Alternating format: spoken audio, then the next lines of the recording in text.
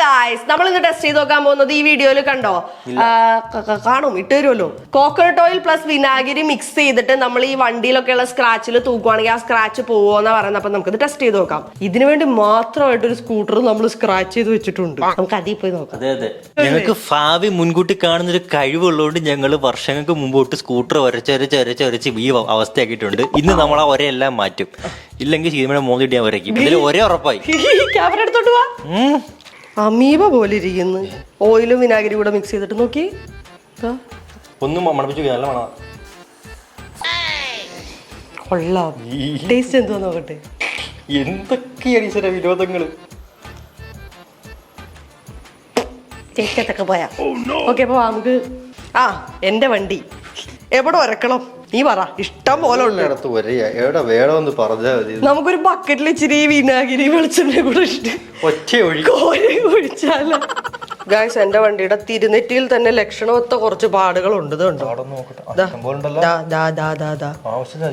നമുക്ക് അതിൽ തേക്കാം. അപ്പൊ ഞാൻ മുക്കട്ടെ. മുക്കു എന്റെ പേഴ്സ് എന്താ മുക്കി മുക്കി തനിപ്പ്. ഇനി വിനാഗിരി മുക്ക് ചെല്ല്.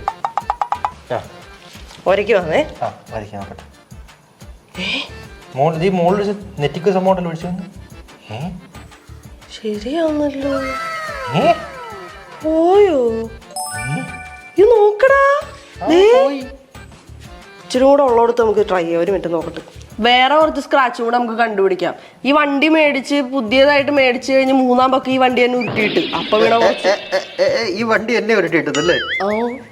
ഉരുട്ടിയിട്ടല്ല, എന്നെ ഉരുട്ടിട്ടാ. ഓക്കെ, അപ്പൊ ഇവിടെ സൈഡിൽ കുറച്ച് സ്ക്രാച്ച്.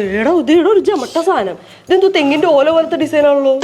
ഇത് ട്രൈ ചെയ്യാം. ഇതെങ്ങനെ വീണോരഞ്ഞു? നീ ഒന്നും മുഞ്ഞും കുത്തി വീണ വണ്ടി. മുഞ്ഞും കുത്താൻ വീടിച്ച് ഈ വണ്ടീനെ. നോക്കട്ടെ.